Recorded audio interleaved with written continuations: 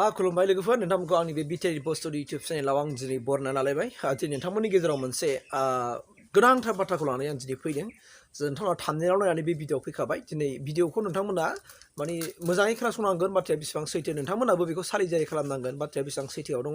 दिनै नोंगौ बे बाथ्राखौ दिनै गासैबो मानसिफ्रा मिथिगौ जे मा जाहैदोंबा बिटिआर गभर्नमेन्ट जानाय लोगो लोगो दिनै बिटिआर रायजोआव दिनै क्राइसिस जाबाय गोरिब गुन्द्रा जाजोब्बाय जे बिटिआराव थानाय रायजो राजाफ्रा साधारन सुबुंफ्रा दिनै माने आंखालजों भुगिनांबाय होननानै दिनै गोबां मानसिफोरनि खुगा बे बाथ्राया सोलिबाय आरो बेखौ दिनै जायफोरनाखि सरकाराव दं बे सरकाराव थानाय जेनाखि राजनिति हान्जानि दैदेनगिरिफ्राबो बे बाथ्राखौ मिथिगौ नाथाय बे बाथ्राया आं बुंनाय नङा नाथाय बे बाथ्राया सोरबा सासे बुंनाय नङा बे बाथ्राया जाहैबाय गासिबो रायजो राजाफोरनि बुंनाय बिथांमोननि बुंनाय बाथ्राफ्रा मा बुंदों फैदो थख' दिनै नोंथांमोना खोनासंनो मोनगोन नाथाय आंनि मोनसे रिक्वेस्ट भिडिअखौ स्टार्ट खालामनायनि सिगां नोंथांमोना दिनैसिम आंनि चेनेलखौ साबस्क्राइब खालामना लायाखैबा अन्नानै आंनि बे साबस्क्राइब बटनाव गाहायाव थुनानै होबानो जाबाय मानोना साबस्क्राइब खालामनायाव खुनु फैसा नाङा बेयो फ्रि बिलकुल फ्रि आरो दिनै नोंथांमोना फ्रियैनो बे नोंथांमोना आंनि भिडिअखौ नुनो मोनगासिनो दङ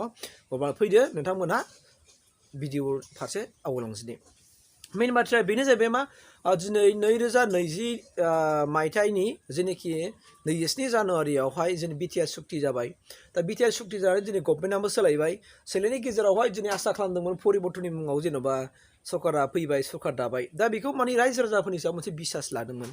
मानोना इलेक्शननि टाइमाव जेब्लानाखि गोबां रायजो राजाफोरनि सिगाङावहाय गोबां बाथ्रा जोंना सारमोना बुंलांदोंमोन नङा होमबा दा बिनि सायाव दिनै रायजो राजाफ्रा आसा खालामदोंमोन जे परिबर्तना फैमारगोन नामा दिनै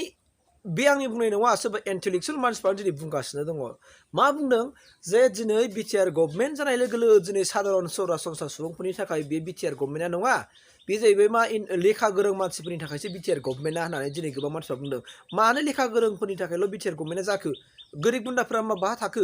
गोरिब गुन्द्राफ्रा भट होआखै नामा लेखा गोरोंफ्राल' भट होदों नामा दिनै गोबां गोनो गोथो बाथ्रा जादों दाना फैदो होमबा बाथ्राखौथ' मोनथिनांगोन स्टेप बाय स्टेप जुदि लेखा गोरोंफोरनि थाखाय जुदि सरकार जामारदोंब्ला लेखा गोरोंफ्रालाय माथो मोनमारदों बिटिआर गभर्नमेन्टनिफ्राय माथो मोनदों गोबां बाथ्रा कुइसन सिखारदों बियो बे कुइसनफोरखौनो दिनै आङो बे भिडिअनि बाथ्राजों आं थन्न' बाथ्राखौ आङो दिनै सरकारखौ गोसोआव खोनानै होगोन नाथाय सरकारखौ गाज्रि मोनदों होननानै आं बुंनो थाङाखै मानोना आङो अल इन अल गासिबो सरकारखौ आं वेलकाम मानोना आंहा खुनु मोनसे सरकारजों लोब्बा गैया जास्ट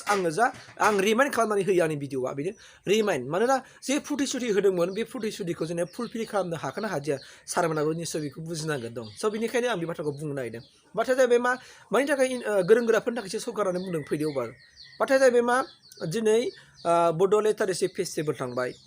आरो बाहाय क्रर रांनि खरसा जाबाय होननानै बुंदों आरो थांनाया जेनाखि बड'लेण्ड इउनिभारसिटियाव बड'लेण्ड इन्टारनेशनेल नलेज फेस्टिभेल खुंबाय बेयावबो गोबां क्रर थाखा इनभेस्ट जाबाय होननानै बुंदों दा जुदि बिथांमोननि बुंनाया ओरैसो बुंदों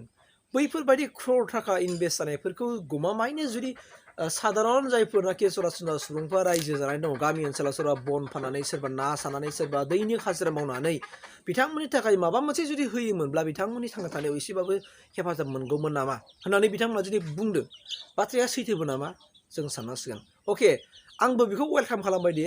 इन्टेलेक्चुवेल एबा गोरों गोराफोरनि थाखाय दिनै बड'लेण्ड इन्टारनेशनेल नलेज फेस्टिभेलखौ खालामबाय सारमोना वेलकाम बाहाय जेबो माबा गैला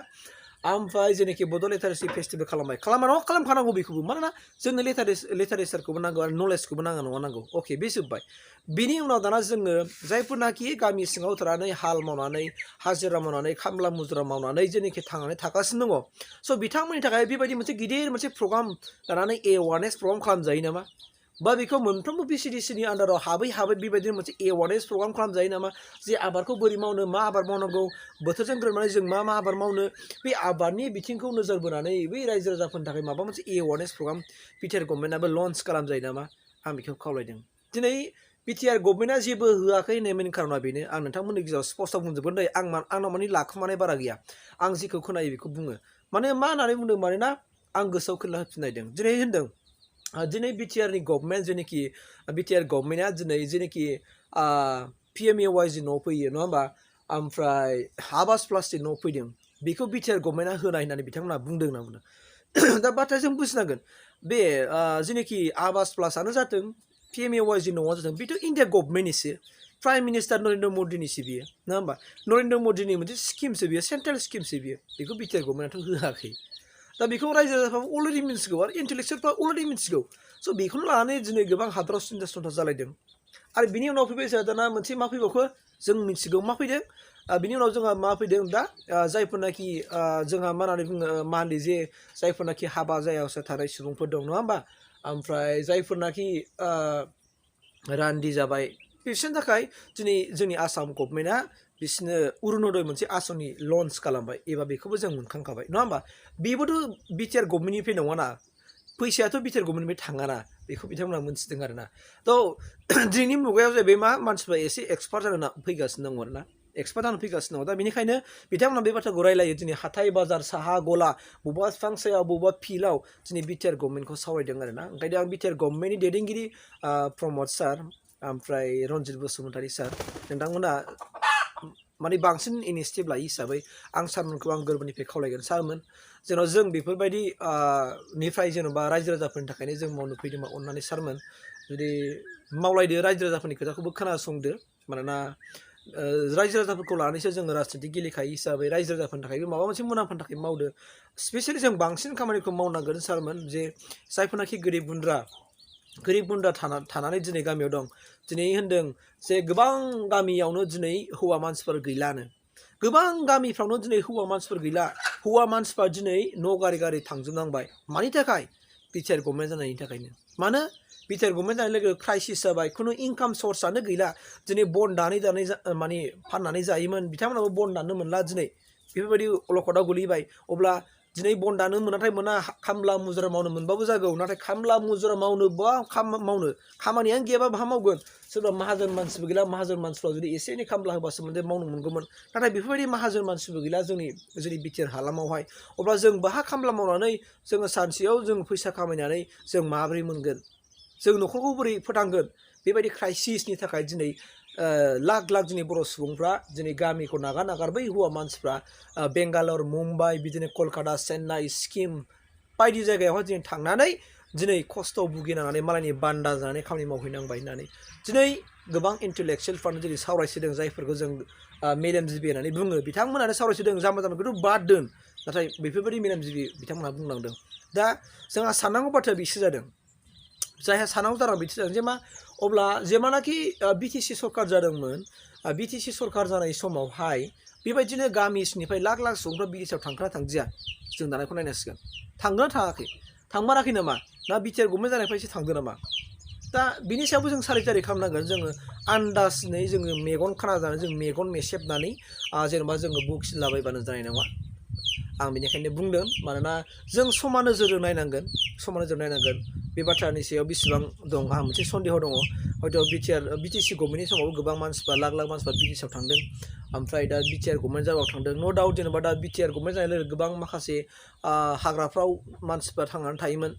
दा नाथाय हाग्राया दिनै अबेबा नेसनेल पार्क जाबाय वाइल्ड लाइफ जाबाय बे हिसाबै हाग्रायाव हाबनाया माने माबा जाबाय प्रटेस्ट जानायनि खाथिरावहाय बिथांमोना हाबनो हायाखिसै बिनि खाथिरावनो माखासे थांना थानाय लामाया एसे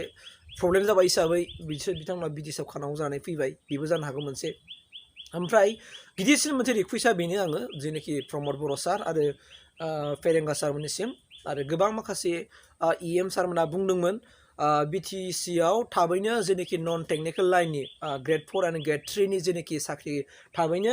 एडभार्टाइज खालामनाय जासिगोन होननानै एबा रिक्रुइटमेन्ट खालामनाय जासिगोन होननानै बिथांमोना फोसावदोंमोन आरो लोगोसे बिटिसिआव स्पेसियेल मोनसे टेट खालामगोन होननानै बिथांमोना बुंदोंमोन नाथाय दिनै जों नुनो थाङाखै जे बिटिसिआव दिनैसिमबो एबा जोंनि बिटिआरआवहाय खुनु मोनसे ग्रेड 4 एन्ड ग्रेड 3 नि थाखाय दिनैसिम मोनसे सार्कुलार ओंखाराखै स' बिनि थाखायनो दुखुनांथाव जादों हयथ' सिङाव मा सोलिदों मा जानाय दं बेखौथ' मिन्थिया अफिसियेल बाथ्राखौ हयथ' निसय सारमोनहा मिन्थियो आरो जुदि सारमोनहा मिन्थियोबा बेखौ डिटेल भाबै ससियेल मिडियायावनो बुंदों हिसाबै जेन' मिडियानि थ्रुयै जेन' सारमोनहा थार बाथ्राखौ गोरबोनिफ्राय बुंनानै होफिनो आं बेखिनि बाथ्राखौ आंनि बे चेनेलनि गेजेरजों फोरमायबाय आरो लोगोसेयैनो दिनै दा टेट जानो थांगासिनो दङ बे जाबाय आसाम गभर्नमेन्टनिफ्राय खुंदों 6 सिडिउल एरियाखौ बेस खालामनानै बे जेनाखि टेटखौ खुंनाय जाबाय हयथ' निसय जानो हागौ बेबो बिटिआर गभर्नमेन्टनि मोनसे स्टेपबो जानो हागौ बिटिआर गभर्नमेन्टनि प्रेसारावहाय हयथ' आसाम गभर्नमेन्टआ बेखौ खालामनानै होदों जानो हागौ दा आं बेखौसो मोनसे रिकुवेस्ट खालामनो नागिरदों सारमोन बिटिआर गभर्नमेन्टनि सारमोन बाथ्राया जाहैबाय मा नंगौ दिनै इन्डिया गभर्नमेन्टआ जुदि आवास प्लास PMAY जुदि बेबायदि मोनसे स्किम खालामनो हायोबा एबा बे आसनि खालामनो हायोब्ला जोंनि बिटिआर गभर्नमेन्टआ हागोन ना हाया सारमोन जुदि माबा मोनसे गोरिब गुन्द्राफोरनि थाखाय जायफोर ना सारनानै जायो जायफोर बन फाननानै जायो जायफोर खामला मुजिरा मावनानै जायो स' बिथांमोननि थाखाय बिदिनो मोनसे मोजां मोनसे आसनि नोंथां सारमोना बेखौ लानानै आसनिखौ नोंथांमोना लन्च खालामनो हायो नामा आं बेखौसो नोंथांमोनखौ आं सारमोनखौ खावलायबाय मानोना जोङो दा गोरिब गुन्द्राखौ जों बांसिन नायनांगौ जायो मानो हाजार मानसिफ्राथ' साख्रि बाख्रि मोनजोबा खिन्थु मावनानै जायो सोरबा नोङो ग्रेजुवेट मानसिफ्राबो MA पास जानाय मानसिफ्राबो दिनै खामला मुजिरा मावनानै जागासिनो दं जाथों जानांगौ नो डाउट नाथाय बिनि माखासे सुजुग आरो सुबिदाफोरखौ सारमोना माबा मोनसे खालामनानै होजायो नामा आं बेखौसो सारमोनखौ आंनि बे चेनेलनि गेजेरजों खावलायदों मानोना आं बाहाय सरकारखौ आङो गाज्रि मोनाखै आङो बाहाय सरकारखौ गाज्रि मोनाखै मानोना आं BTC गभर्नमेन्टआ मा मावदों बिटिआर गभर्नमेन्टआ मा मावदों बेखौ आं डिटेल मोनथिजोबो माखासे बाथ्राखौ आं मिथियो स' बेनिखायनो आङो जास्ट आंनि गासैबो भिडिअ'आनो जाहैबाय रिमाइन्ड खालामनानै होफिननाय जुदि बावनानै थायो मालाबा हयथ' सारमोना गोबां खामानियाव बेस्थ'था थायो स' बे हिसाबै गोबां खामानि मावनांगौनि खाथिरावहाय सारमोना माबा बावफ्लाङो दा बेफोरबायदि बाथ्राखौ जेन' आंनि भिडिअ'आव जाहैबाय रिमाइन्ड खालामनानै होफिननाय रिमाइन्ड जेन' गोसोआव खोनानै सारमोना जेन' मावफिनो नोंगौ जों बेफोरबायदि प्रतिश्रुति होदोंमोन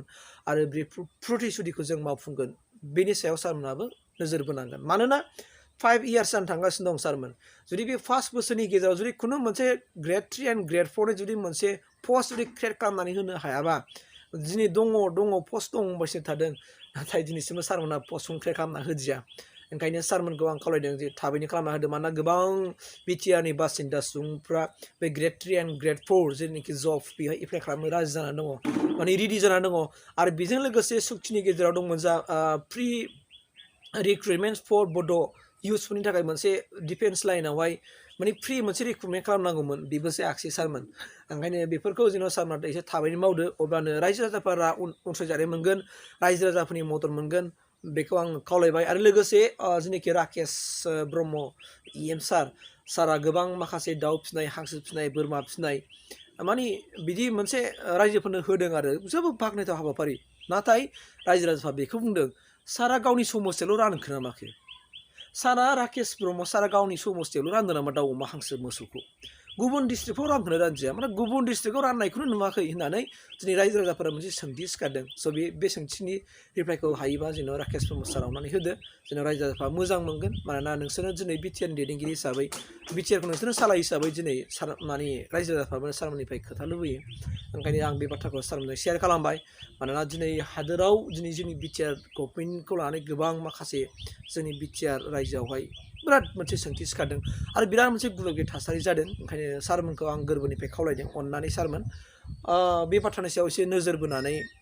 रायजो राजाफोरजों अनसायजानायनि सायाव एसे माबा मोनसे आरो गोरिब गुन्द्रा जाम्बा जाम्बि आइ आफाफोरनि थाखायबो क्रर मोनसे बाजेट खालामनानै फिसा फिसा आसनि खालामनानै लन्च खालामजायो नामा आं बे बाथ्राखौ शेयार खालामनानै आंनि बे आयदानि सायाव भिडिअ खालामनायखौ एसेबां फोजोबनाय जाबाय सारमोन थेंक इउ